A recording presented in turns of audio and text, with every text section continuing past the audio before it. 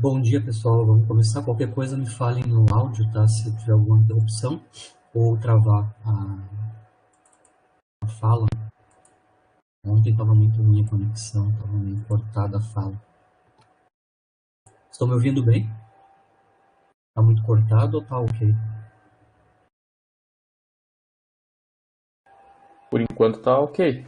Tá, beleza. Vamos tocar a ficha, ok? Então, antes de começar a aula em si, hoje o planejamento da aula é nós vermos a barreira de potencial, né, unidimensional, a barreira retangular.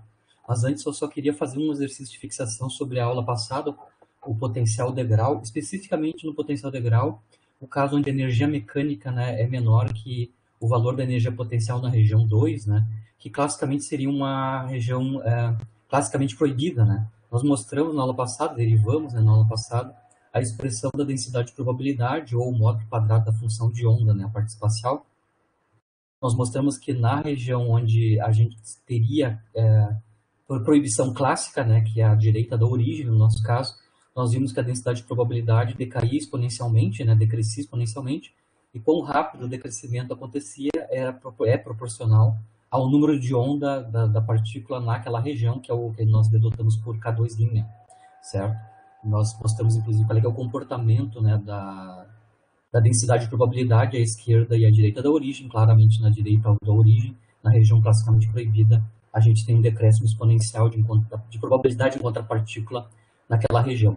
Então, eu vou fazer dois exercícios de fixação só para a gente comparar objetos macroscópicos com microscópicos, né? Então, eu vou começar, obviamente, considerando a barreira de potencial para aquele caso onde a energia mecânica é menor que a energia potencial, né? O valor da energia potencial. Então, aqui eu vou considerar um grão de poeira, a massa do grão de poeira é 10 a menos 14 quilos, né? Com velocidades baixas, né?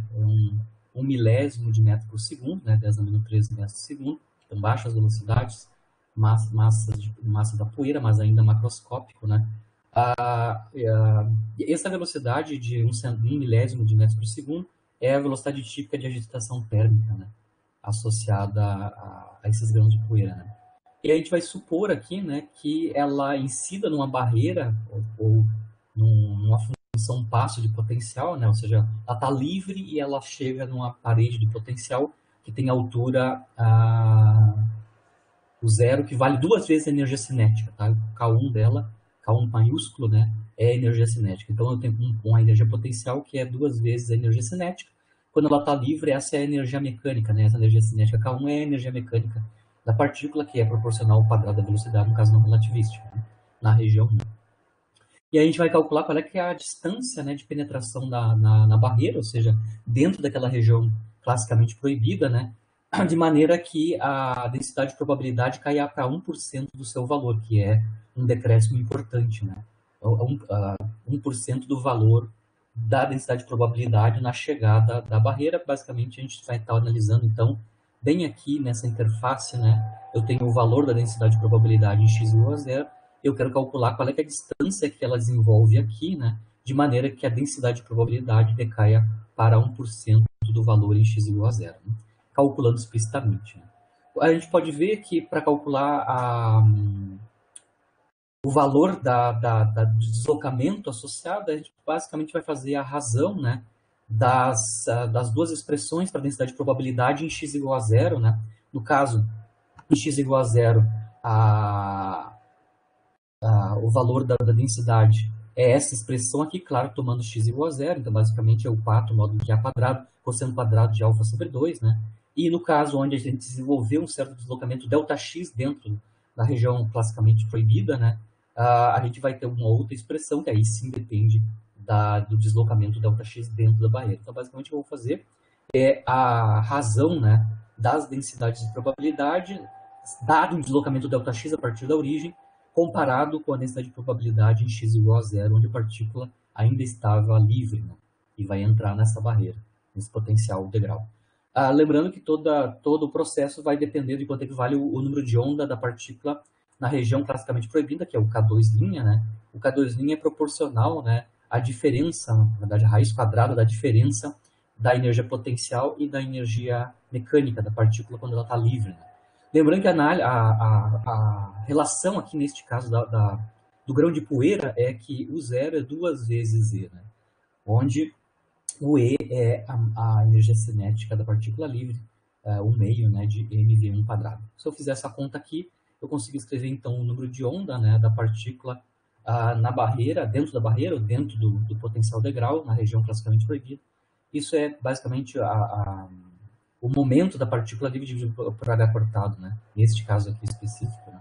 mv1 sobre H cortado. Aí, claro, a gente pode calcular isso numericamente em SI, né? Colocamos a massa da poeira, a velocidade da poeira, que é térmica, e o H cortado em unidades de SI, né? Isso vai nos dar, então, o valor do número de onda na região 2, né? Que é o K'2. Isso é da ordem de 10 na 17, né? Inverso de metro, certo? E aí a gente pode calcular a distância ΔX, né? Onde a densidade de probabilidade cai para 1% do seu valor, ou seja, esta razão aqui é 0,01, né? 1%. Então, a razão entre as densidades de probabilidade é 0,01 para um deslocamento ΔX que eu quero saber. Bom, só faço a conta numérica, né? Isolo o ΔX, aplico o logaritmo de ambos os lados e isolo o ΔX. Eu vou ver que o ΔX é basicamente 2 vezes o logaritmo de 10, né? Dividido por 2 vezes o número de onda na região 2, que é a classicamente proibida, né? Isso vai dar, então, para a poeira, que é macroscópica, né? Um deslocamento dentro daquela região proibida que é da ordem 10 na menos 17 metros, tá? 10 na menos 17 metros é 1/100º do tamanho nuclear, tá? É 1/100º do tamanho do núcleo, tá? Então, essa poeira, basicamente, nem chega a entrar na região classicamente proibida. E lembrando que nós calculamos, né, que o coeficiente de reflexão é 1, né? Exatamente. Então, para este caso aqui especificamente.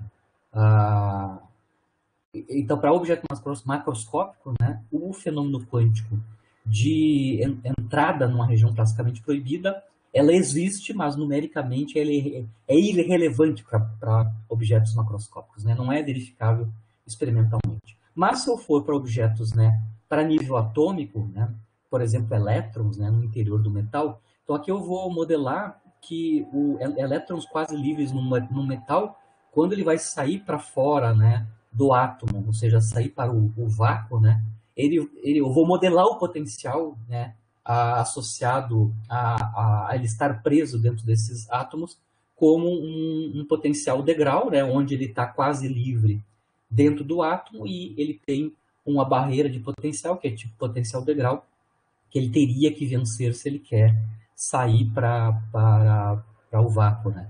Ele só vai sair, claro, se ele absorver energia de alguém. Lá no efeito fotoelétrico, ele absorve energia dos fótons, e aí ele consegue ter energia mecânica de maneira que ele tenha EMEC maior que o valor, o zero, né, do potencial degrau, modelo do meu átomo, né, de ligação. Aqui, a diferença, então, da energia potencial com a energia mecânica desses elétrons, de maneira que ele saia para o vácuo, né, mínima, é a função trabalho, né, no metal. Que no caso do cobre é da ordem de 4 electrovolts, mas para vários metais é dessa ordem, né? É algumas unidades de electrovolt a função trabalho. Então, a função trabalho aqui, nesse modelo simplificado do potencial que os elétrons sentem no metal, é basicamente a diferença entre a energia potencial degrau e a energia mecânica do elétron quando ele está preso dentro do átomo quase livre, certo? No caso, a gente pode recalcular quanto é que é o número de onda, né, para o elétron quase livre dentro do átomo. No nosso caso aqui, a diferença U0 menos E é a função trabalho ômega zero, né, 4 electrovolts. Aqui ainda eu vou multiplicar em cima e embaixo por C quadrado, para a gente ter em cima a energia de repouso do elétron e embaixo a constante H cortado C ao quadrado, né? E aí colocamos os números, né? A gente sabe que a energia de repouso do elétron é os 511 keV, né? 511 kV, 10 na 3 electrovolts. A função trabalho especificamente para elétrons no cobre, né? É 4 electrovolts. E aqui embaixo, claro, a gente vai escrever o H cortado C em unidades de electrovolt angstrom, né? O que sai em metros aqui, claro, vai sair em inverso de angstrom, mas depois eu transformo para inverso de metro, né? Isso dá 10 na 10. Inverso de metro é o número de onda de um elétron livre, quase livre, né? Dentro do metal, né? E aí a gente pode recalcular, né? Qual é que é o valor do deslocamento desse elétron, né? Dentro do potencial degrau, ou seja, dentro da região classicamente proibida, né? de maneira que a densidade de probabilidade decaia para 1% do seu valor em x igual a zero, quando ele entra na barreira, né? Então, é basicamente a mesma conta anterior, onde, claro, a gente vai trocar o número de onda para o elétron, agora aqui na região classicamente proibida. Se eu fizer esse procedimento, poderia ter deixado aqui em Angstrom mesmo, né? Isso é exatamente um inverso de Angstrom, né? Isso vai dar 2,3 Angstrom para o deslocamento dentro da barreira quando a densidade de probabilidade cai para 1% do seu valor. Isso para um elétron, né, se deslocando dentro dos átomos, né, isso é um deslocamento importante, porque 2,3 Angstrom é várias ordens do raio de Bohr, né, para os átomos de vários elétrons, né, o raio de Bohr, por exemplo, o átomo de hidrogênio, que é a escala de distância típica para átomos, né, é meio Angstrom, com 2,3 Angstrom é uma distância importante dentro dos átomos, né. Então aqui já faz diferença, né, quanto a partícula se desloca ainda dentro da região classicamente proibida, né, e é mensurável do ponto de vista das escalas de distâncias envolvidas, no caso, escalas atômicas, né, certo? Só para fazer o caso numérico, sempre comparando o caso macroscópico com o caso típico, né, de escalas microscópicas, né, ou atômicas, né. Aí sim vamos para o assunto da aula, que é barreira de potencial, barreira retangular, né. Basicamente, o gráfico da energia potencial para a barreira de potencial é esse daqui, né? Aqui, o gráfico está em laranja aqui, certo? Então, o potencial é nulo à esquerda da origem, ou seja, menor que x igual a zero, e à direita de uma distância a partir da origem, né? Então, ele é zero à esquerda da origem e à direita de x igual a a. E entre 0 e A então estabelece a largura da barreira retangular, que é potencial, né?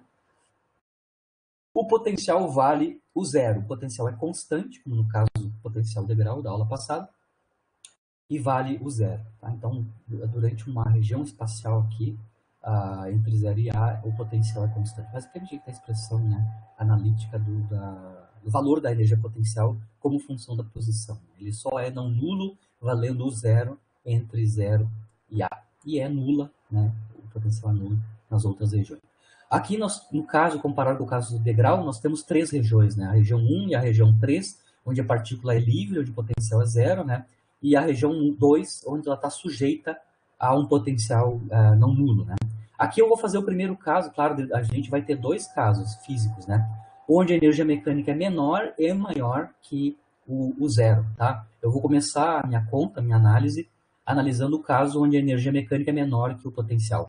Ou seja, dentro da barreira, né, dentro dessa região entre x, entre 0 e a gente tem uma região que é classicamente proibida, né? A energia mecânica é menor que a energia potencial, então a energia cinética clássica seria negativa aqui. Então, 0 e A, neste caso, é uma região classicamente proibida. Tá? Como é que a gente resolve esse problema? A mesma maneira que nos casos anteriores da aula passada, né? Aqui nós vamos definir os números de onda primeiro, né? Quando a partícula está livre, que é na região 1 e 3, o número de onda é K, vamos definir como sendo K, que é proporcional à energia mecânica, né, da partícula, quando ela está livre, né? E o número de onda na região dentro da barreira, né, eu vou chamar de K', vamos denotar por K', que é proporcional, então, à diferença entre a energia potencial e a energia mecânica. Claro que aqui o K' está sendo definido como positivo definido. Né? Bom, as soluções das funções de onda, no caso da região 1 e 3, onde é livre, é ondas planas, né? E dentro da região classicamente proibida, se a energia é menor que o potencial, é exatamente a solução que a gente já obteve na aula passada, né? A gente vai ter, então, uma superposição de exponenciais reais, né? Crescentes e decrescentes na posição. Então, as soluções são triviais, como no caso anterior. Na região 1 e na região 3, nós temos umas superposições de ondas planas, né? Então, na região 1, a gente tem ondas planas com o momento K indo para a esquerda e para a direita, então é a onda incidente e a onda refletida. Na região 2, no caso onde a energia é menor que o zero, né? Nós temos, então, umas superposições exponenciais reais, né? Uma crescente e outra decrescente em x, onde o número de onda é K'. E, finalmente, na região 3, onde a partícula, de novo, tem potencial nulo, eu tenho uma superposição de ondas planas, né? Uma andando para a direita, que é uma onda transmitida, e uma onda, a princípio, seria andando para a esquerda, né? Claro que a gente vai desconsiderar a onda plana andando para a esquerda, porque a gente vai... No nosso caso físico, a gente está assumindo que a partícula está entrando do menos infinito para o mais infinito, né? Então, essa onda plana andando para a esquerda, com o momento K, a gente vai desconsiderar, ou seja, a gente vai tomar o coeficiente G associado a essa onda plana andando do mais infinito em direção à origem é zero, certo? Bom, com isso nós temos, então, basicamente cinco constantes de integração a determinar, né? O A, B, C, D e F, certo? 5 parâmetros a determinar e apenas algumas condições, na verdade, 4 equações, né? Para as condições de contorno, certo? Então a gente lembra, a gente determina os parâmetros aqui, né? Os coeficientes, né? As constantes de integração nas soluções da equação de Schrödinger, independente do tempo, nas 3 regiões, usando as condições de continuidade da função e da derivada da função nos pontos de interface, né? E no caso aqui, diferente do caso do potencial degrau, nós temos duas interfaces de descontinuidade da função energia potencial, né? Nós temos uma interface em x igual a zero e uma outra interface em x igual a A, onde a gente tem descontinuidades da energia potencial, certo? Então, a gente vai ter que considerar as condições de contorno nesses dois pontos, né?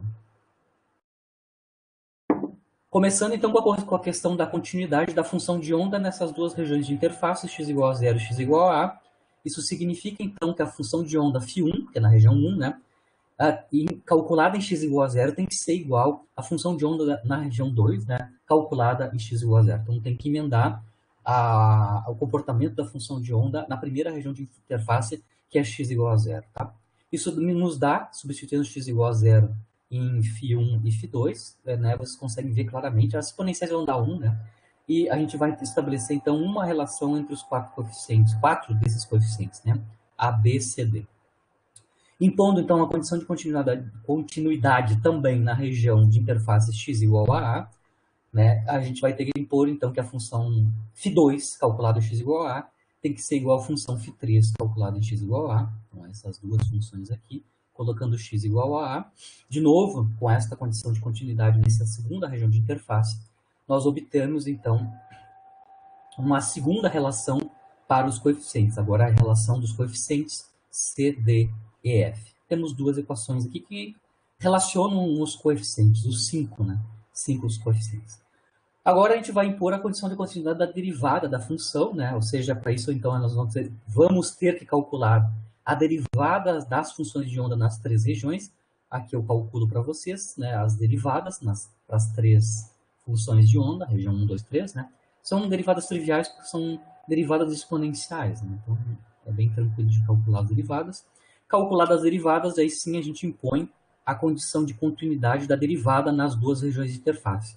Ou seja, a derivada de φ1 calculada em x igual a zero tem que ser igual à derivada de φ2 calculada em x igual a zero, né? Substituindo x igual a zero aqui na φ1 e na φ2, nas suas derivadas, né? Nós obtemos de novo uma relação entre os coeficientes A, B e C, D, como no caso anterior também.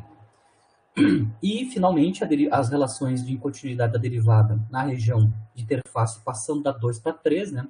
Na região 2 para 3, a derivada da função 2, φ2 em x igual a tem que ser igual, então, a derivada da função φ3 igual em x igual a. Né? Isso vai nos dar, de novo, outra relação para os coeficientes C, D e F. Vocês conseguem ver que nós temos 5 coeficientes a determinar, que é A, B, C, D, A, B, C, D e F, 5 coeficientes, mas apenas 4 equações de vínculo que vêm das condições de contorno. Isso significa que tem um dos coeficientes é livre e os outros 4 são dependentes. Né? Então, como na aula passada, a gente vai considerar que o coeficiente A é o independente e nós vamos reescrever todos os outros coeficientes, né? O B, o C, o D e o F, em termos do coeficiente A. Eu só vou mostrar aqui como é que a gente vai fazer, mas basicamente são manipulações a partir das 4 equações de vínculo, né? Das continuidades da função e da derivada da função nas duas regiões de interface. Eu vou só falar aqui rapidamente, claro, tem um cálculo algébrico que tem que ser feito, né? Então, para começar a conta, né? Para reescrever todos os outros coeficientes, os 5, né?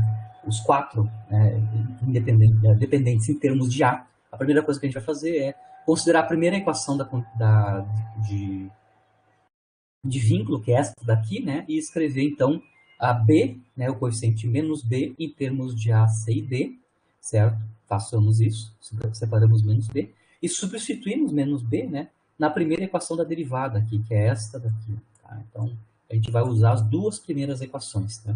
Menos B escreve em termos de A, C e D. Quando a gente faz isso, a gente vai obter, então, quando a gente substitui B aqui, a gente vai obter primeiramente uma relação entre o coeficiente A e os coeficientes C e D.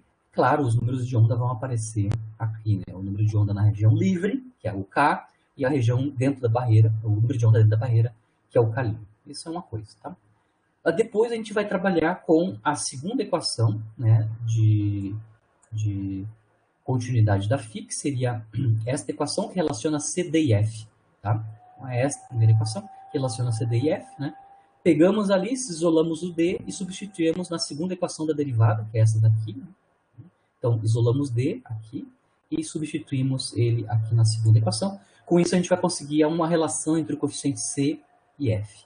Fazendo o mesmo procedimento, né? Usando a segunda equação da continuidade da φ, mas aí isolando não D, mas C, e substituindo de novo aqui na equação, aqui onde eu tenho C, né? Na equação da derivada, na segunda equação da derivada. Com isso, a gente consegue relacionar o coeficiente D com o F. Se eu tenho a relação entre C e D com o coeficiente F, e o A está escrito em termos de C e D, está claro que se a gente combinar essas duas equações, esta aqui e esta aqui, na equação original de A conectada com C e D, nós vamos conseguir escrever A em termos de F diretamente. Então, eu posso mostrar, né, substituindo essas duas equações aqui na equação de A, né, aqui, nós vamos escrever, então, A em termos explícitos de F. Então, A sobre F é apenas... Aqui tem um errinho, né? A sobre F, o coeficiente A sobre F, pode ser escrito apenas em termos dos números de onda. Claro, é uma tranqueira algébrica, né? A dependência nos números de onda, né? São números complexos, etc. Mas eu posso escrever, nós conseguimos escrever usando as condições de continuidade, né? Basicamente as condições de contorno, né? Para a função de onda das duas regiões de interface. Nós conseguimos escrever, então, quanto é que é a razão dos coeficientes A e F. Lembrando que os coeficientes a gente assume que eles são números complexos, né? Eles não são reais em geral. A gente assume que eles são coeficientes complexos. Então, A sobre F é um número complexo. Tá claro que dá para ver que é um número complexo, né? Aqui, ó, ele depende do número de onda, mas eu tenho um monte de I aqui. Então, esse é um número complexo, com certeza. Né? Bom, aí eu vou trabalhar aqui para fatorar termos em comum, etc. Né? Pego essa tabela toda aqui. Vejo quais são os fatores em comum. Eu vejo que o fator comum a todos essas são quatro termos, na verdade. Né? O termo em comum, né, os fatores em comum são esses aqui, e sobram exponenciais, né? Sobram exponenciais reais, tá? Exponenciais reais, que dependem do número de onda dentro da barreira, que é o K', e a largura da barreira A, certo? Essas exponenciais reais, que tocam de sinal, elas estão multiplicadas por números complexos, tá? Este cara e este cara. Detalhe, esses números complexos, multiplicando as exponenciais reais, eles estão conectados por conjugação complexa, tá? Eu vou chamar de beta, por exemplo, esse primeiro número complexo, que é esse quadrado aqui, tá? Se tu comparar ele com o que está acompanhando a outra exponencial aqui, basicamente houve troca do sinal de i, significando que esses dois números complexos estão conectados por conjugação complexa. Ou seja, eu vou chamar de beta este primeiro quadrado e de beta estrela esse segundo quadrado, lembrando que esses caras são números complexos. Né? Basicamente é uma notação aqui, tá? Para a razão A sobre F. Lembrando que eu posso calcular se eu tenho A sobre F, lembrando que é A e F, né? O A, certo, está associado a onda plana incidente, tá? É o coeficiente associado à onda plana incidente, e o F, tá? Está associada à onda plana andando para a direita transmitida, tá? Então, A e F estão basicamente relacionados à onda incidente e à onda transmitida, respectivamente. Tá? Com eles, eu consigo calcular o coeficiente de transmissão, como a gente demonstrou na aula passada, né? Definiu na aula passada, né? Como é que nós calculamos, então, o coeficiente de transmissão, né? Aqui no caso, a transmissão vai se dar da região 1 para a região 3, né? Que a partícula pode passar pela barreira, né? Pode passar pela barreira, né? E é transmitida dentro da barreira e sai livre na região 3, onde ela vai ter o mesmo número de onda que no caso da região 1. Nós mostramos na aula passada que o coeficiente de transmissão é definido como a módulo da razão da corrente de probabilidade transmitida pela incidente. Essas correntes, nós mostramos explicitamente na aula passada, elas são proporcionais aos módulos quadrados dos coeficientes das ondas planas, representando a onda transmitida e a onda incidente. Que no caso é o coeficiente F e o coeficiente A. F para a onda transmitida, né? É uma onda plana transmitida, está aqui, ó, com o número de onda K andando para a direita. E a incidente está associada ao número complexo A, o coeficiente módulo quadrado de A, certo? Bom, se a gente tem A sobre F, a gente pode calcular, então, o coeficiente de transmissão, desde que a gente saiba calcular, então, o módulo quadrado da razão F sobre A. Tá? Calcular o módulo quadrado de uma quantidade que é um número complexo, tem que tomar cuidado, né? Então, a primeira coisa que eu vou fazer é calcular o módulo quadrado da razão A sobre F, que é o inverso que está ali. Tá? Mas primeiro, como eu já tenho A sobre F, eu vou calcular, então, o módulo quadrado de A sobre F. Como é que eu calculo o módulo quadrado do número complexo, né? Eu multiplico o complexo conjugado dele por ele mesmo. Então, eu vou calcular A sobre F estrela, complexo conjugado, multiplicado por ela mesma, né? Por A sobre F. Então, eu vou pegar essa expressão, certo? Tomar o conjugado complexo, que eu estou fazendo aqui, ó. Tomo o conjugado complexo do fator comum, que está aqui, então tem troca de sinal do i ali em cima na exponencial. Tem troca de sinal do i no denominador, então por isso que aparece esse menos aqui. E tem troca, claro, do sinal dos i's, né, aqui nos coeficientes complexos dentro do colchete. Ou seja, eu vou ter que tomar o conjugado complexo do beta e do beta estrela. Tá? Então, aonde eu tenho beta vira beta estrela, e onde eu tenho beta estrela vira beta de volta, né? Porque beta estrela é o próprio beta, né? Certo? E, claro, a própria função original que está a partir desse coeficiente e este colchete original ali. Tá? Então, para eu calcular o módulo quadrado de A sobre F, eu vou ter que calcular este produto aqui, ok? Eu vou dar o detalhe de como calcular esse produto explicitamente, só para a gente entender como é que se comporta esse produto aqui complicado, né? Ou seja, o que eu tenho que fazer? A primeira coisa que eu vou ter que fazer é multiplicar esses caras aqui, né? Multiplicar os fatores em comum. Claro que as exponenciais se cancelam, então basicamente vai ser o quadrado do denominador. E nós temos que fazer o produto dos dois termos em colchete, tá? Explicitamente os 4 termos que vão aparecer quando a gente multiplica este colchete por esse colchete. Está aqui, então, eu faço explicitamente os produtos, tá? O dos colchetes e dos termos em comum, para obter, então, o módulo quadrado da razão A sobre F.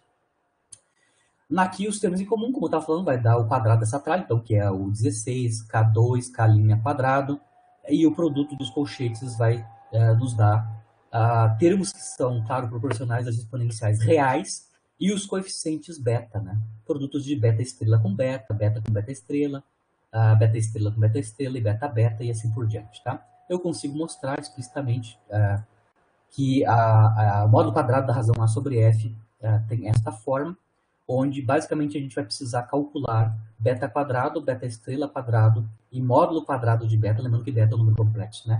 E uma superposição de funções exponenciais, né, reais, tá? Onde cujos expoentes depende de 2K'. Lembrando que K' é o número de onda dentro da barreira e A é a largura da barreira, certo? Mas para eu poder calcular módulo quadrado de A sobre F, eu tenho que saber quanto é que são essas quantidades que dependem de beta, né, explicitamente, tá? Beta 2, beta estrela 2 e beta quadrado, módulo de quadrado de beta. Tá? Lembrando quem é beta, né? Aqui eu reescrevo de novo para vocês quem é beta, beta estrela na minha definição, né? Nós definimos quem é beta, beta estrela. São quadrados de números complexos que envolvem os dois números de onda, né? Na parte livre dentro da barreira, certo? Aqui eu estou calculando explicitamente. Se eu sei quem é explicitamente quem é beta e beta estrela em termos dos números de onda, aí é barbada calcular, né? É simples calcular beta quadrado, beta estrela quadrado, a soma do beta desses dois caras e quanto é que é módulo quadrado de beta, lembrando que módulo quadrado de beta é beta, beta estrela, né? Beta, beta estrela. Aqui eu estou calculando em termos da parte real e da parte imaginária destes caras. Tá aqui, bom, vocês podem replicar vocês mesmos os cálculos explícitos, né, em termos dos números de onda, todas as quantidades que são interessantes aqui, que são importantes para nós calcularmos módulo quadrado da razão A sobre S. Substituímos, claro, essas quantidades em termos dos números de onda, né? E mostramos o que resta, então, são, obviamente, claro, só coeficientes que dependem dos números de onda k', né? Certo? Aquela parte que tem uma soma das exponenciais reais, né? Esta parte aqui, né? Lembrando que ela pode ser escrita em termos do cosseno hiperbólico, né? Porque lembra que e na U mais E na menos U dividido por 2 é a definição, é a representação em exponenciais, né, da função cosseno hiperbólica, né? Então, essa soma de exponenciais reais aqui, basicamente, é reescrita como sendo duas vezes, né, cosseno hiperbólico de 2k', né, usando a definição de cosseno hiperbólico, tá? E ainda, passo seguinte, claro, eu escrevo isso como duas vezes o cosseno hiperbólico de 2k', e ainda posso simplificar isso, né?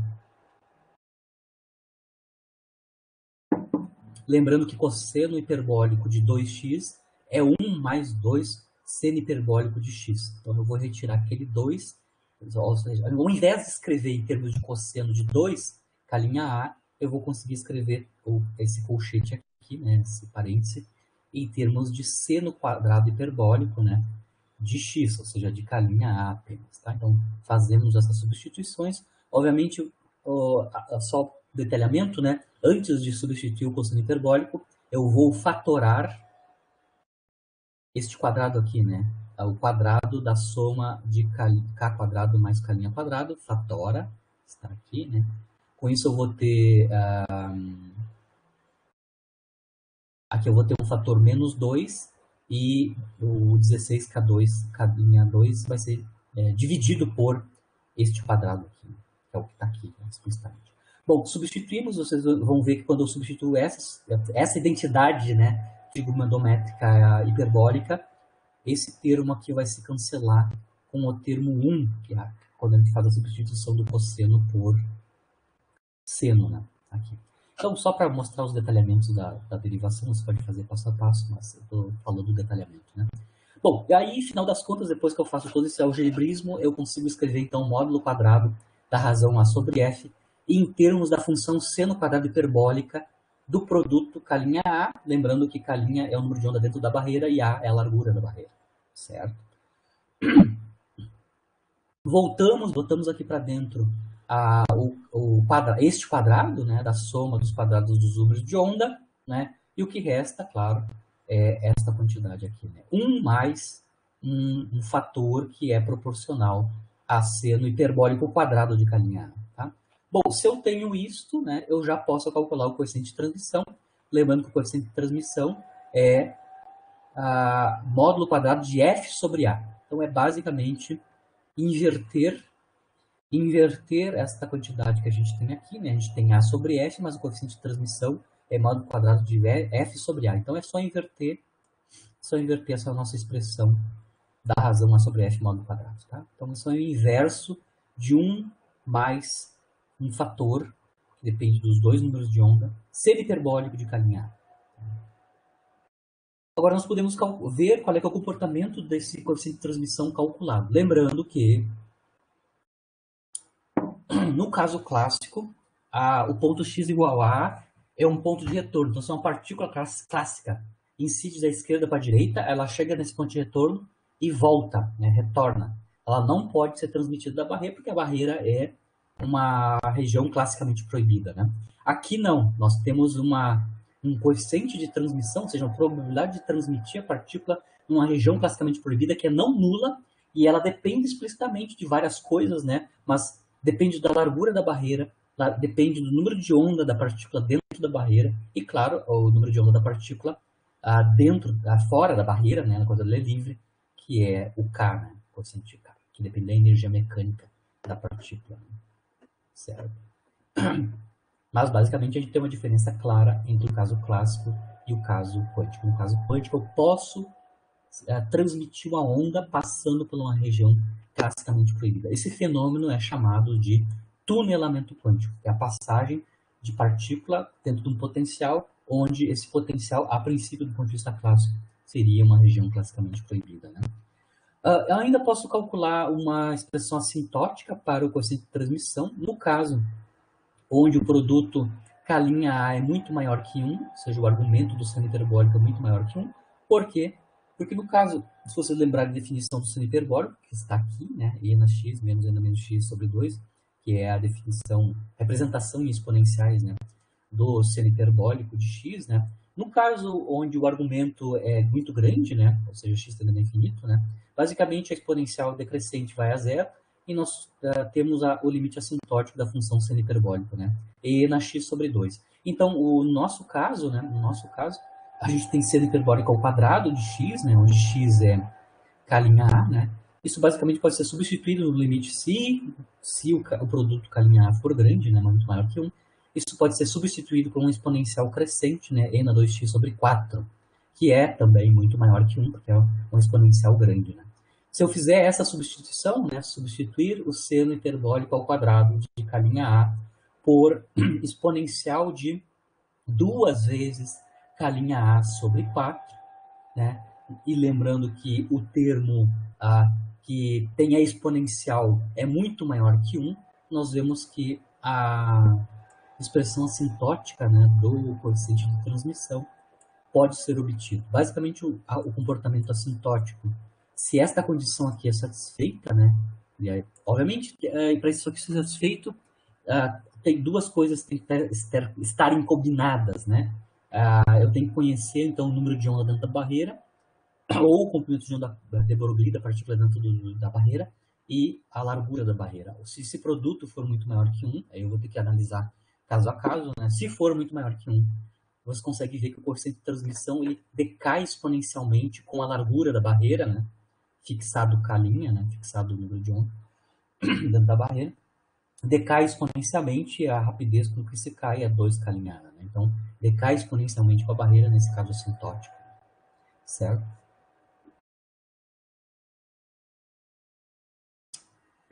A densidade de probabilidade na região 3, que é onde a partícula está... Perdão, na região 2, onde a partícula está passando pela barreira, pode ser calculada. Ela é muito parecida como nós calculamos na aula passada para o potencial degrau, quando a energia era menor que não sei se tem gráfico, muito menor que o potencial, né? Basicamente aqui eu tenho o gráfico da densidade de probabilidade, né? Módulo quadrado da função de onda nas 3 regiões. Na região 1, lembra como a partícula está livre, a gente tem interferência da onda incidente com a onda refletida, né? Com a onda refletida. E nós temos então o resultado da interferência com uma função que é periódica, né? Cosseno quadrado, no caso, né? Como a gente mostrou na aula passada. Na região 3, onde ela está de novo livre, como a região 3 é representada apenas com onda plana andando para a direita, módulo quadrado onda plana é uma constante. A gente sabe que a densidade de probabilidade na região 3 é uma constante, e dentro da barreira, dá para ver, só por intuição aqui, do comportamento do coeficiente de transmissão, nós temos que a densidade de probabilidade decai exponencialmente aqui dentro da região classicamente proibida ou dentro da barreira. Então, aqui eu tenho uma representação qualitativa, né, da densidade de probabilidade, o psi quadrado, ou φ quadrado, né, módulo quadrado de φ, nas 3 regiões. Né. Oscilatório, que é o resultado da interferência, decaimento exponencial dentro da barreira e densidade de probabilidade constante fora da barreira depois que a onda foi transmitida. Isso dá para ver claramente aqui das expressões das funções de onda, né, nas três regiões. Né, nas 3 regiões. Se eu calculei o coeficiente de transmissão, eu também posso calcular o coeficiente de reflexão, né? Vamos lá. De novo, para calcular o coeficiente de reflexão, a gente já definiu na aula passada como fazer isso, é o módulo, então, da razão da corrente de probabilidade da onda refletida pela corrente de probabilidade associada à onda incidente, né? Lembrando que nós temos, no caso de sistemas conservativos, né, a equação de continuidade nos diz que a derivada espacial da corrente de probabilidade é zero, significando que a corrente de probabilidade é uma quantidade conservada espacialmente. Isso implica, então, que a corrente de probabilidade incidente, né, da onda incidente, é igual à soma das correntes de probabilidade da onda refletida e da onda transmitida. Está claro que se eu dividir isso por J-inc, né, a gente vai ter claramente que a soma dos coeficientes de reflexão e transmissão dão 1 para sistemas conservativos, né?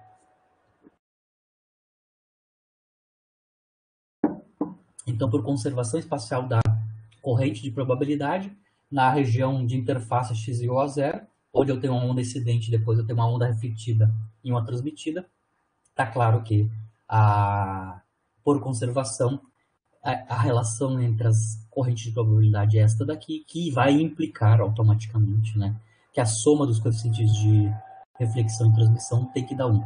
Então, a princípio, eu poderia, né, calcular o coeficiente de reflexão a partir dos coeficientes, como a gente fez na aula passada, né? Aí nós precisaríamos, então, o coeficiente associado à onda refletida, que é o coeficiente B, né?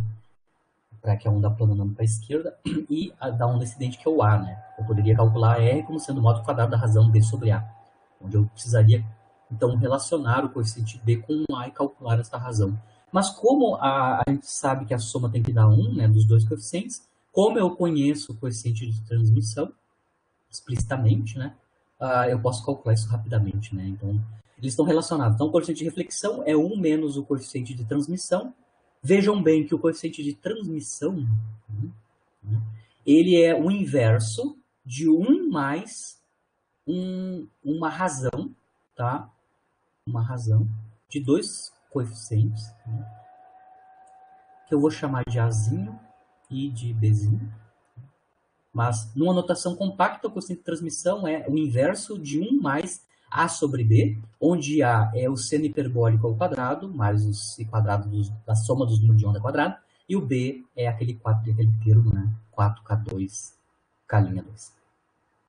Eu só estou fazendo uma notação compacta de quanto é que é o coeficiente de transmissão. É o inverso de 1 mais A sobre B, onde A sobre B é o que eu falei agora. Se eu manipular, né, 1 menos T desta forma, eu posso mostrar, fazendo a continha explícita aqui, né, eu posso mostrar que, escrito em termos dos coeficientezinhos A e B, o coeficiente de reflexão é o inverso de 1 mais B sobre A. Tá? B sobre A, onde Bzinho e Azinho é isso que eu acabei de mostrar aqui. O Azinho é proporcional ao seno quadrado, seno hiperbólico ao quadrado, e o Bzinho é 4K2, K'2. Então, substituindo o Bzinho e o Azinho, a gente já consegue obter diretamente quanto é que é o coeficiente de reflexão. No caso, onde a gente tem uma barreira, onde a barreira é uma região classicamente proibida, ou a energia mecânica é menor que o valor do potencial U zero, energia potencial U zero. Então, tem, de novo, o caso. Novidade comparado com o caso clássico, né? No caso clássico, entre aspas, né, o coeficiente de reflexão, né, é exatamente 1. Tá? Nenhuma partícula é transmitida, classicamente, nenhuma partícula passa pela barreira, né, porque ela é uma região classicamente proibida, ou seja, o T, né, clássico seria 0 e o R clássico seria 1. Toda partícula que incide sobre a barreira volta, né? É um ponto de retorno clássico, x igual a 0. Agora aqui não, né? Tanto T quanto R são diferentes do caso clássico. No caso R seria 1, no caso clássico, e aqui a gente pode ter um R diferente de 1 explicitamente. Que depende, claro, depende de quanto é que é a largura da barreira, quanto é que é o valor do comprimento de de Broglie da partícula dentro da barreira e o número de onda dela fora da barreira, ou o momento dela fora da barreira. que a gente já discutiu, né, como é que é a densidade de probabilidade, né, como é que se comporta qualitativamente, como a gente viu na aula passada. Né. Transmissão em barreira de caso, claro, a gente está fazendo o caso unidimensional, né, mas tem uma série de aplicações de tunelamento, né, tunelamento quântico, né, que é uma passagem pela uma barreira classicamente proibida. Bom, tem uma infinidade de aplicações, né, a microscópio eletrônico de varredura usa esse fenômeno, emissão de elétrons em metais frios, modelagem de emissão de partícula alfa, que é o modelo de Gamora para o decaimento alfa, o processo de fusão nuclear pode ser modelado por tunelamento por barreira, porque eu vou ter, então, prótons, né, que tem que passar por uma barreira de potencial coulombiano, né. A gente vai fazer alguns casos, né, na aula que vem, eu vou analisar explicitamente as aplicações para o microscópio eletrônico de varredura e um modelo de Gamma para o decaimento alfa, né, usando o tunelamento por uma barreira unidimensional.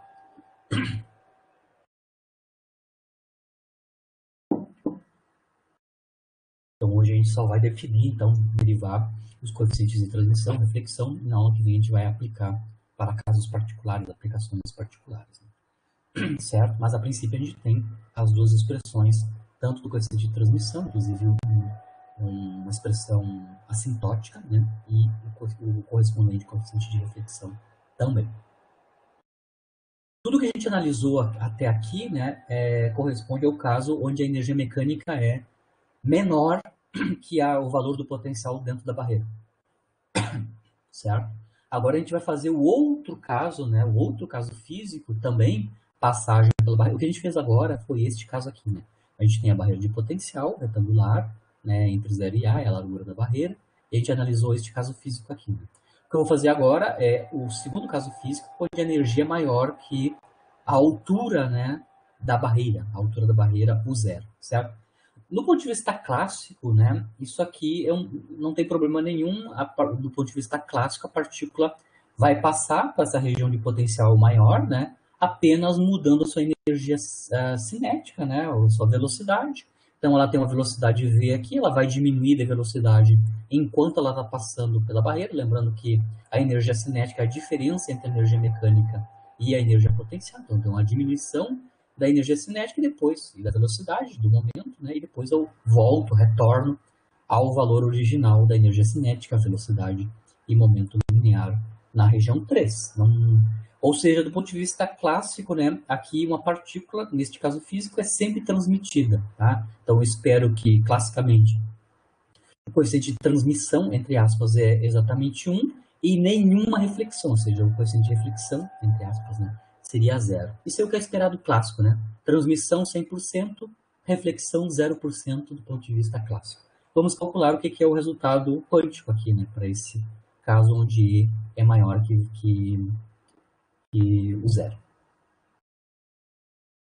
A única mudança que vai ocorrer, claro, é dentro da barreira, porque agora dentro da barreira a EMEC é maior que o potencial, e significa que o número de onda da partícula, né, dentro da barreira vai ter outro valor, agora eu vou chamar de K2, né, sem linha, né, K2 ao quadrado, de novo, é proporcional, né, à diferença da energia mecânica e a energia potencial, no caso isso aqui é positivo definido, né. Lembrando que se isso ocorre, né, a equação de Schrödinger que eu vou ter que resolver dentro da barreira, isso a gente fez na aula passada, no mesmo caso, para o potencial degrau, né, onde a energia mecânica era maior que a energia potencial, que eu acho que foi o primeiro caso que eu fiz. Né?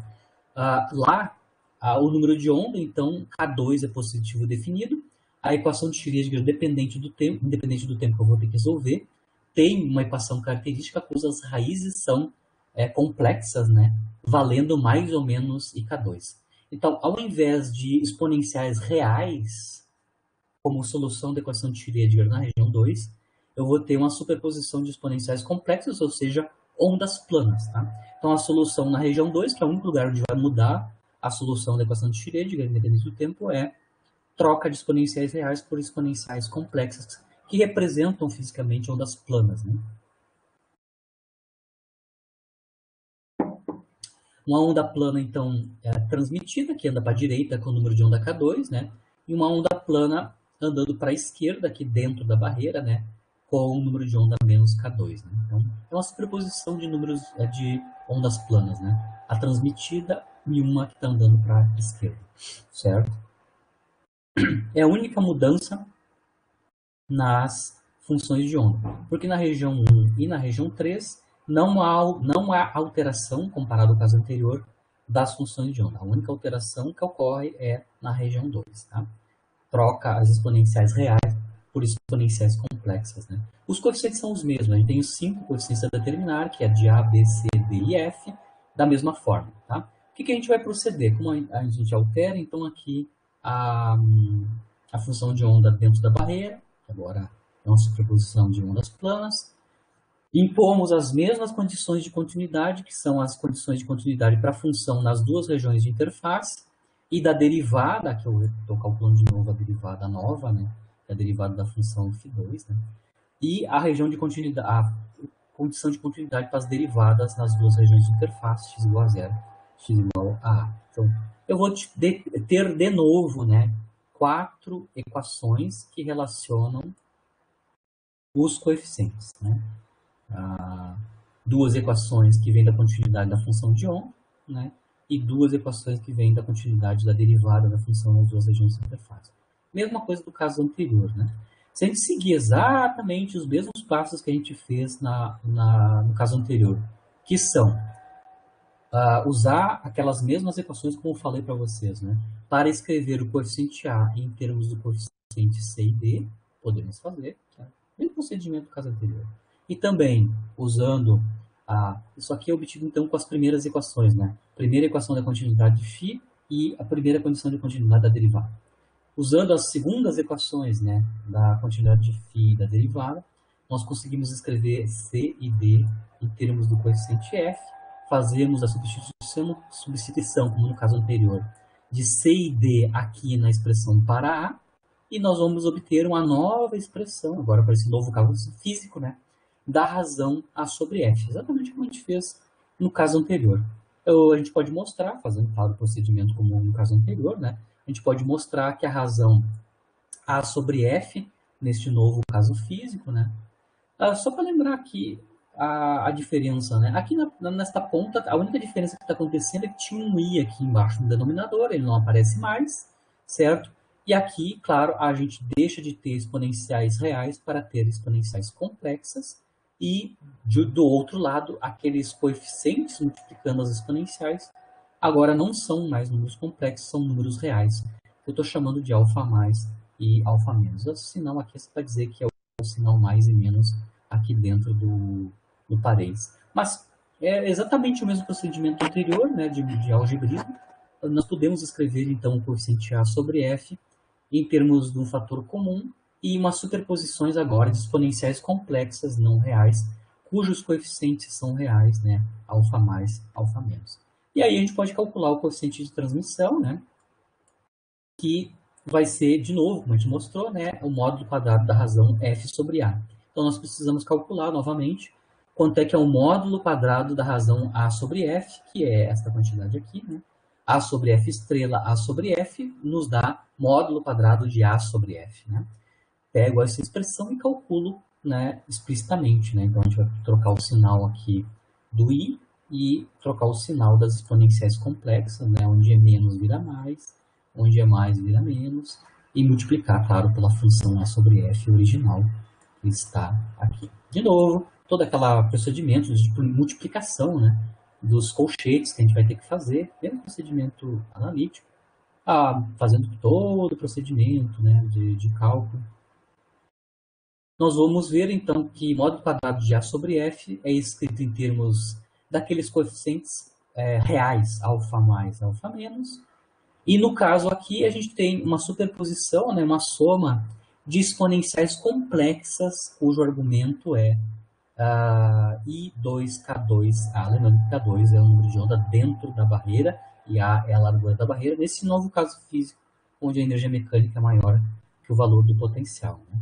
Lembrando que essa soma de exponenciais, aí a representação em função trigonométrica é diferente, né? Como as exponenciais são complexas, tá? Aqui eu vou usar a representação trigonométrica dessas exponenciais complexas. é a função cosseno, né? Então, basicamente, aqui eu tenho 2 vezes o cosseno de 2K2A. Está aqui, ó. Então, eu fiz a substituição das exponenciais pela função cosseno, claro, tem um fator 2 a mais, que aparece aqui. E ainda, como a gente fez no caso anterior para os hiperbólicos, né, eu vou substituir cosseno de 2θ, né, por 1 menos seno quadrado de θ. Tá? Então, com isso, eu fico com um seno quadrado de K2A, a menos das constantes que vão surgir aí, tá? Certo? Então, aqui está a expressão do módulo quadrado da razão A sobre F em termos do seno quadrado trigonométrico, não hiperbólico, que depende de K2A, que é o mesmo caso anterior, né? Número de onda dentro da barreira, largura da barreira e os coeficientes, tá? Então, a gente vai precisar calcular os valores explícitos de 3 quantidades, né? Que é o alfa mais quadrado, alfa menos quadrado, e o produto alfa mais, alfa menos, que aparecem aqui nesses 2 termos, certo? Eu calculo aqui explicitamente, é álgebra, tá? Sabendo quem é alfa mais e quem é alfa menos, são esses caras aqui, é só cálculo, né? Cálculo algébrico, tá? Aqui eu estou só mostrando para vocês explicitamente quem são essas 3 quantidades que a gente vai precisar. Eu estou escrevendo eles explicitamente em termos dos números de onda, K, K2, certo?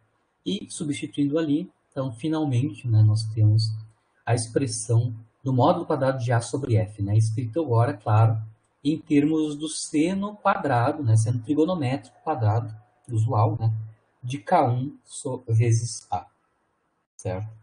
Aqui não é K1, né, tio? K2, K2A, é o número de onda dentro da barreira, né?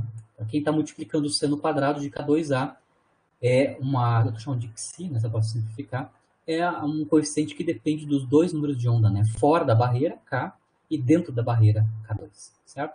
Ou se a gente inverter, né, esse valor aqui, né, nós obtemos o coeficiente de transmissão. Né? O coeficiente de transmissão é F sobre A módulo quadrado, né? Invertemos. Né?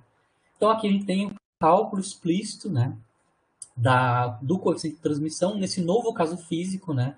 Lembrando que, de novo, como no caso anterior, a soma do coeficiente de reflexão e transmissão é 1. Então, se a gente repetir o procedimento, né, como no caso anterior, lembrando que agora o Azinho é o seno quadrado, né, de K2A, e o Bzinho é o 4K2 quadrado, né, nós obtemos também o coeficiente de reflexão usando que a soma é 1, a soma dos 2 coeficientes é 1. Então, aqui estão as expressões quânticas para este caso físico, tanto para o coeficiente de transmissão quanto para o coeficiente de reflexão. Lembrando que no caso clássico, o coeficiente de transmissão é 1 e o coeficiente de reflexão é 0. Né? Toda partícula com uma energia maior que o 0 passa pela barreira de potencial. Né?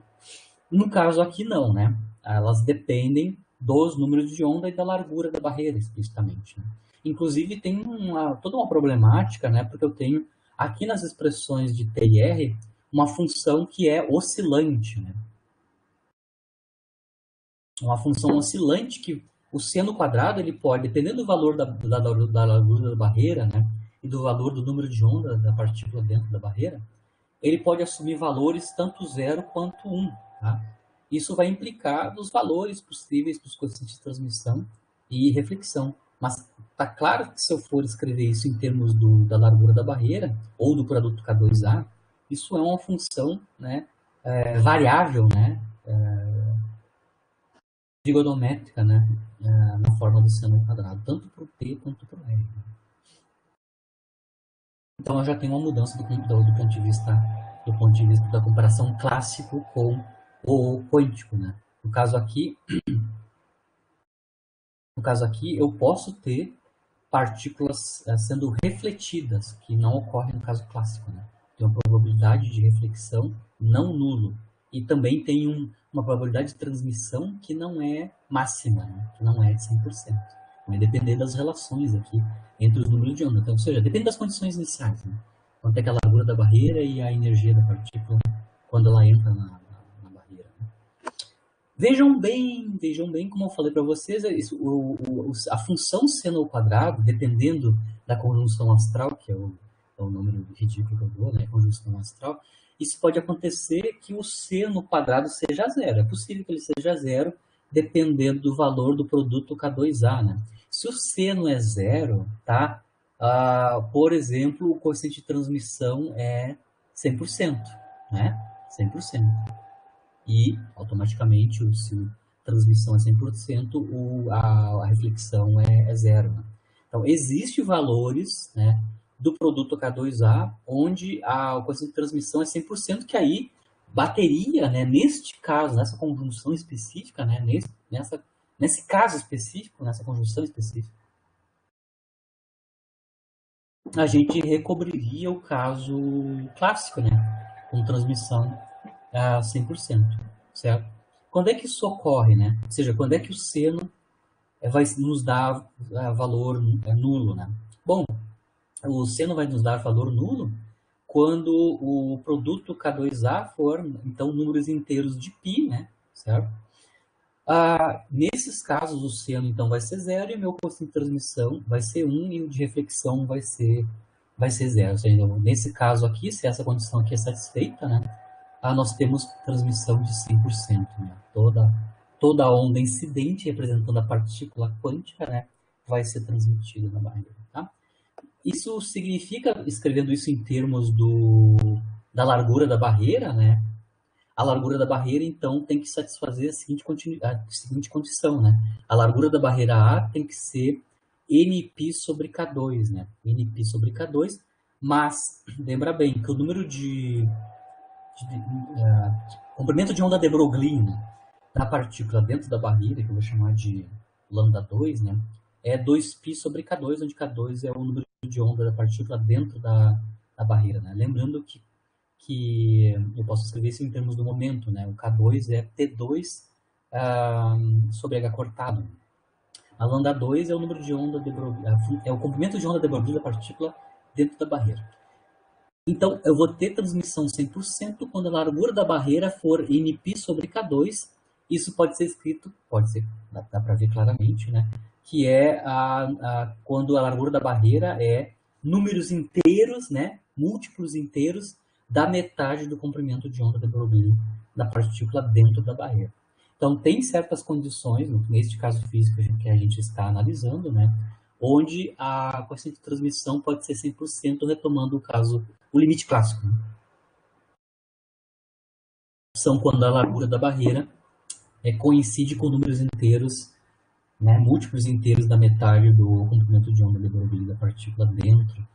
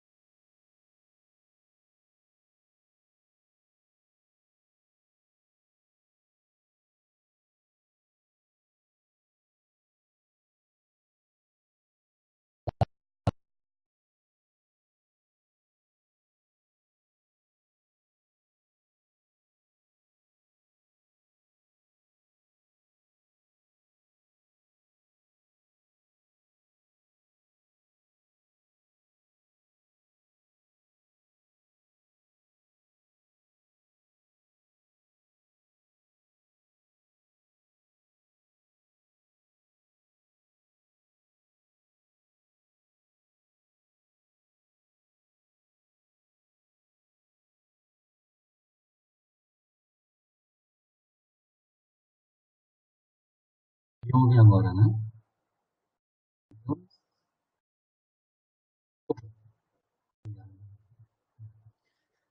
Só lembrando a discussão, né, aqui, então, eu posso voltar, então, conseguir transmissão 100%, desde que a largura da barreira obedeça uma certa condição, que é múltiplos inteiros da metade do número de onda de Broglie, partícula dentro da barreira. Né?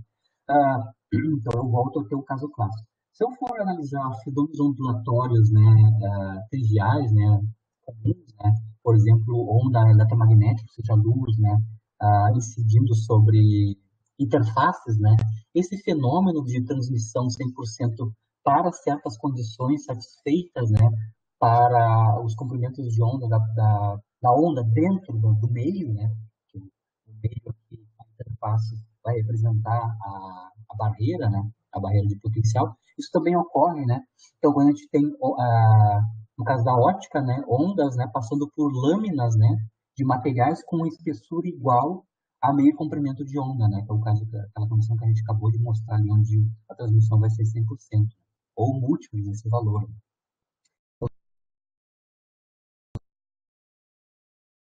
a largura, né, dessas interfaces sejam números inteiros do meio comprimento de onda dessa luz incidente, né, toda a radiação, ou seja, toda a onda eletromagnética incidente vai ser transmitida nesse caso, né.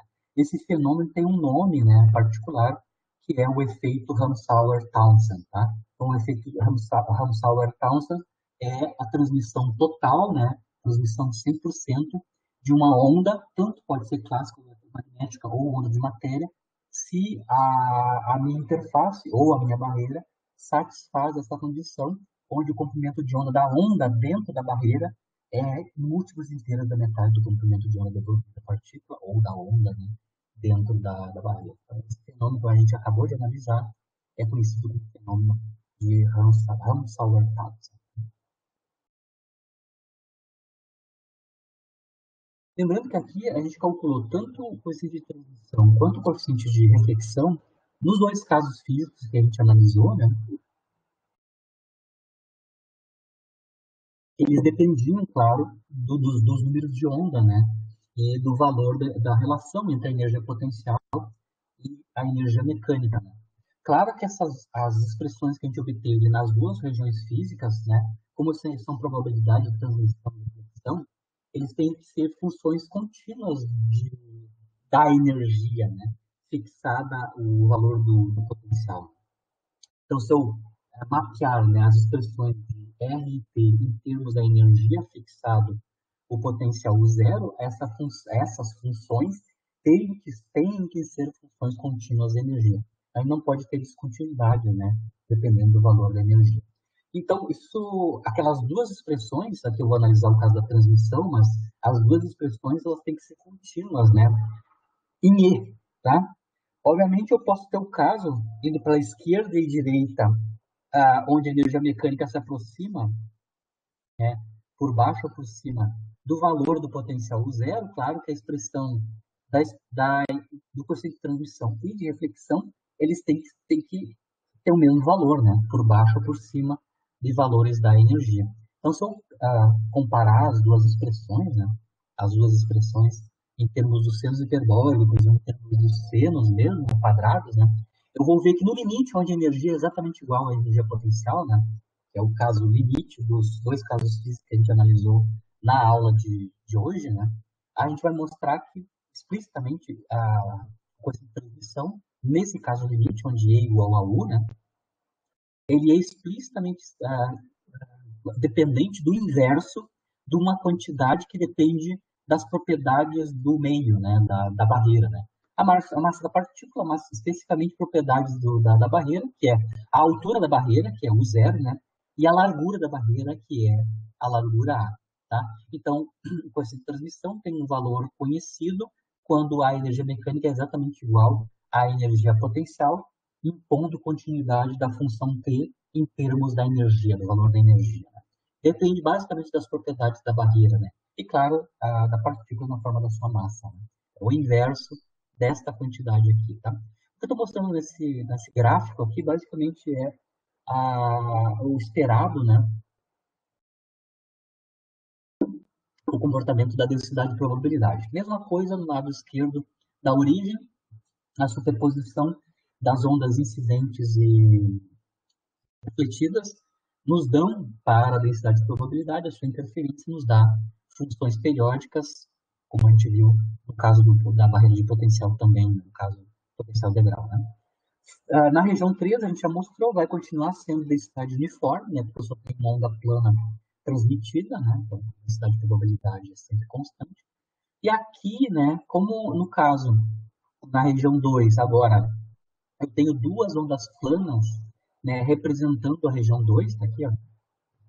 A região 2 agora não é mais exponenciais reais, são duas ondas planas, a interferência dessas ondas planas, né, a onda plana transmitida, passando pela barreira, e a onda plana andando para a esquerda com onda menos K2, né, vai fazer com que a densidade de probabilidade na região 2, no caso físico que está analisando aqui, né, o E maior que o zero, seja uma função periódica também, como é no caso da região 1. Claro que o comprimento de onda aqui é diferente, né? Como o número de onda muda da região 1 para a região 2, né, eu tenho a diminuição do momento, eu tenho uma diminuição do momento, eu tenho, claro, um aumento do número de onda, do movimento de onda de Broglie da partícula, né? Aqui o P é maior que aqui, né? Certo? Como o P diminuir, automaticamente o comprimento de onda de Broglie da partícula aumenta, o lambda 2 aumenta. E, claro, os comprimentos de onda, né, das ondas oscilantes aqui nas duas regiões é diferente. Mas aqui eu vou ter onda oscilante. É diferente no caso anterior, onde a função de onda da partícula era real, né, dentro da barreira. Aqui eu não tenho comportamento ondulatório, porque eu não tenho a interferência das duas ondas planas, né, na região 2. Na região 2, o resultado da interferência das duas ondas planas resulta num comportamento oscilatório para a densidade de probabilidade, né, modo quadrado de φ. Mas, claro, com mudança da largura, né? Ou seja, mudança do comprimento de onda típico dessas ondas, representando as partículas. Né? Então, os dois casos aqui, só para como eu estava discutindo para vocês, por continuidade, né, o valor da coeficiente de transmissão, quando n é exatamente igual a zero, depende, então, das propriedades da barreira. Essa quantidade aqui que vai no denominador, né, que é 1 sobre mais essa quantidade, né? Essa quantidade que está no denominador, né, que depende das qualidades da barreira, das propriedades da barreira, é chamada a opacidade da barreira, tá? Por que é opacidade, tá? Porque quanto maior for esse valor, né, menor vai ser a probabilidade de transmissão. Menor probabilidade de transmissão significa que a barreira é cada vez mais opaca, né? Transparência significa que a partícula é transmitida com alta probabilidade, né? Se a transmissão é baixa, né, a barreira já é mais opaca para a partícula, né?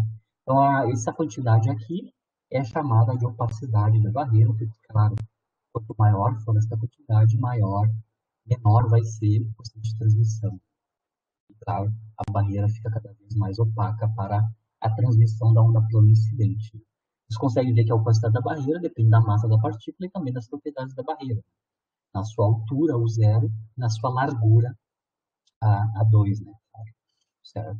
Aqui eu só tenho o gráfico, né, mostrando explicitamente tanto os coeficientes de reflexão como a transmissão, em termos, né, fixado, claro, o valor do potencial U zero, né, escrito em termos da razão E sobre zero, ou seja, dependendo da relação se a energia é maior ou menor que o potencial U zero. Esse gráfico aqui está sendo feito para a opacidade igual a 1, né? Ele está assumindo que o valor desta quantidade aqui é exatamente 1. Né? O que eu vejo aqui para energias menores que o zero? Né? Menores que o zero. O que a gente vê, claro, é que o coeficiente de reflexão diminui, né? Até o valor 1,5, né? No caso, claro, assumindo que a opacidade é 1. Mas o que eu tenho é a diminuição, claro, do coeficiente de reflexão e combinado com um aumento, né, correspondente do coeficiente de transmissão. Tá? Eu aumento a transmissão com a energia e diminuo a reflexão com a energia. Isso é esperado, né? Quanto mais energética a partícula, maior a probabilidade dela ser transmitida dentro da barreira, no caso onde ela está sendo transmitida numa região classicamente proibida. Né? Então, de 0 a 1, esta razão aqui vai corresponder às regiões classicamente proibidas, onde tem tunelamento quântico. Agora, se a energia é maior que o zero, onde a gente já não está mais numa região classicamente proibida, a gente está no segundo caso que a gente acabou de calcular, né? Lembrando que aqui tanto o R quanto o T dependem explicitamente da função hiperbólica, né? Seno hiperbólico de K2A, né? Ou seja, uma função basicamente exponencial, né? Real do produto K2A. Né? Lembrando que dentro do K2 eu tenho a relação entre E e o zero. Quando a energia então é maior que o zero, a gente mostra que tanto o coeficiente de transmissão quanto a reflexão, ele tem um padrão oscilatório que nada mais é, como eu estava comentando para vocês, o padrão oscilatório devido à presença do seno quadrado trigonométrico, né, dentro da expressão de T e R. Né? Lembrando que a relação entre a energia e o potencial está no divisão da K2. Né? K2 é proporcional à diferença entre o zero. Então não é novidade que tanto o T quanto o R tenham um padrão oscilatório. O efeito Ramsauer-Townsend, que a gente acabou de falar, né, que é quando a gente tem coeficiente de transmissão 100%, ou seja, T igual a 1, né, para alguns casos onde a largura da barreira são números múltiplos, né, são múltiplos inteiros da metade do comprimento de onda da partícula dentro da barreira, está acontecendo aqui, né? Você consegue ver que dependendo de valores da energia, ou seja, dependendo de valores da razão E sobre V0, dependendo de valores da largura da barreira, né, A, fixados os valores de E e V, né, eu tenho o coeficiente de transmissão exatamente 1, transmissão de 100%. Né? Isso ocorre apenas para alguns valores específicos, né, da razão E sobre V, que tem a ver, então, com as condições onde a largura da barreira satisfaz aquela condição, né? Ele é múltiplo inteiro da metade do comprimento de onda de Broville a partir da barreira, que vai depender, então, da razão E sobre V, se E é maior que V0. Quando, nos casos, claro, onde a partícula tem transmissão de 100%, automaticamente, na mesma condição, o coeficiente de reflexão vai ser zero, né? 100% de transmissão, 0% de reflexão. Também a coeficiente de reflexão, para a energia maior que o zero, também é um padrão oscilatório, que tem a ver com a função C no quadrado, na expressão analítica, né, do coeficiente de reflexão, como aparece também em transmissão. Com isso, eu encerro o caso completo, né, da análise da passagem por uma barreira de potencial nos dois casos físicos, né? Nos dois casos físicos.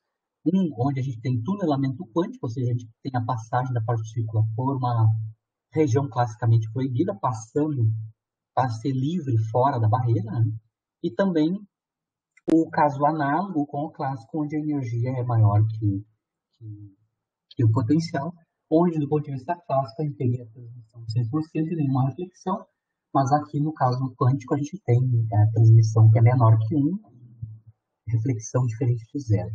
Então, a gente consegue analisar todos os comportamentos comparando o caso clássico com o caso quântico nos dois casos. A novidade aqui, claro, é o fenômeno do tunelamento quântico, né, que é a probabilidade não nula da partícula poder passar por uma região classicamente proibida, né, explicitamente.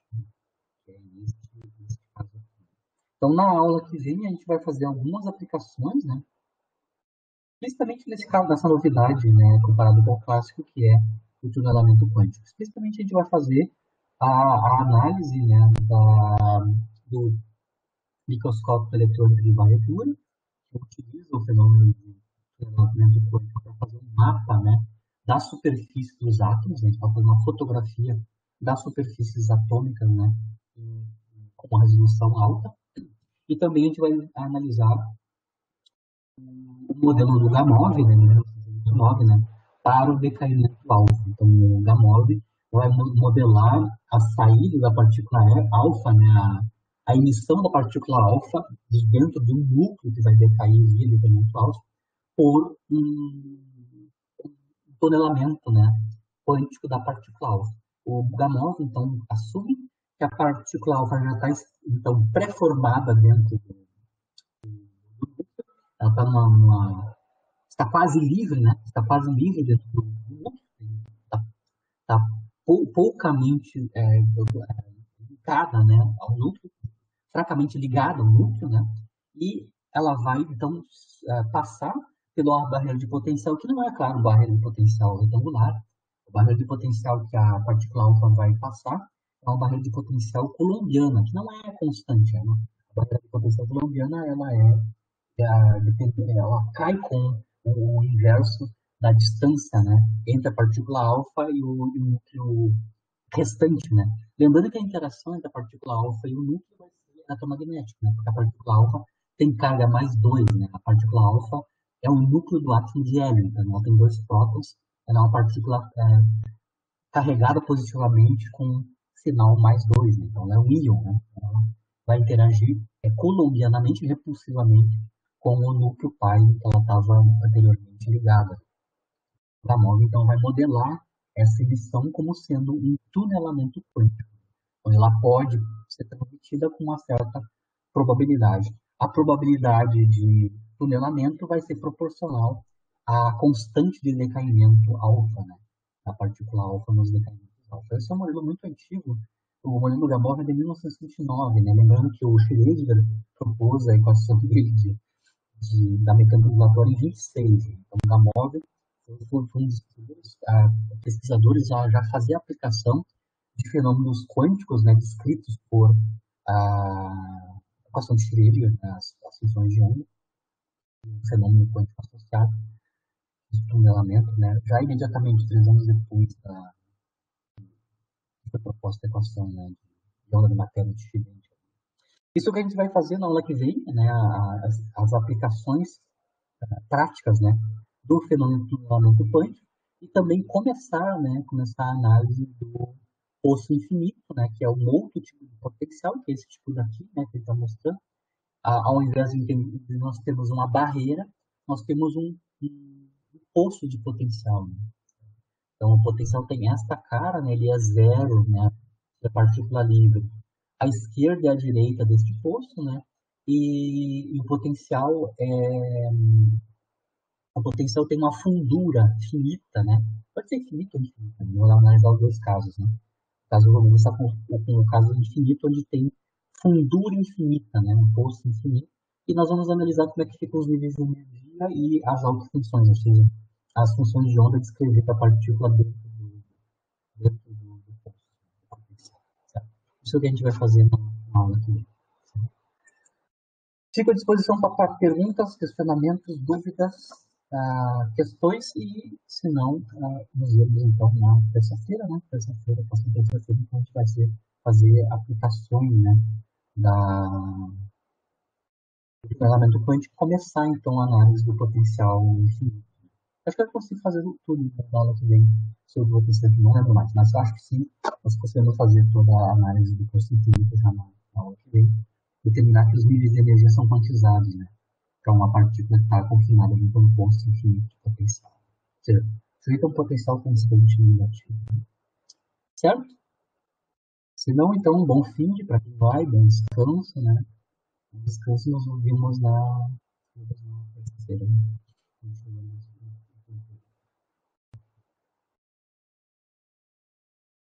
Terça, qualquer dúvida também pode mandar pelo Moodle ou por vídeo direto, né? Tá? Bom fim, bom descanso. Assim que ficar pronta a gravação, sempre a gente já disponibiliza, tomara que a gravação não tenha interrupção, a gente consiga. Ontem o sinal estava muito ruim, na parte de som estava muito ruim, mas talvez não seja boa sim, qualquer coisa também fale com o Guilherme. O Guilherme vai voltar quando a gente for analisar o oscilador harmônico, né? As soluções da questão cirúrgica do oscilador harmônico. Lá na última semana de março, agora, a gente vai analisar esse potencial, né? O potencial de oscilador harmônico ou potencial elástico, né? A partir você usa o potencial elástico na versão quântica, né? Oscilador harmônico. Certo, pessoal? Bom fim, bom descanso. Nos vemos na terça-feira, então.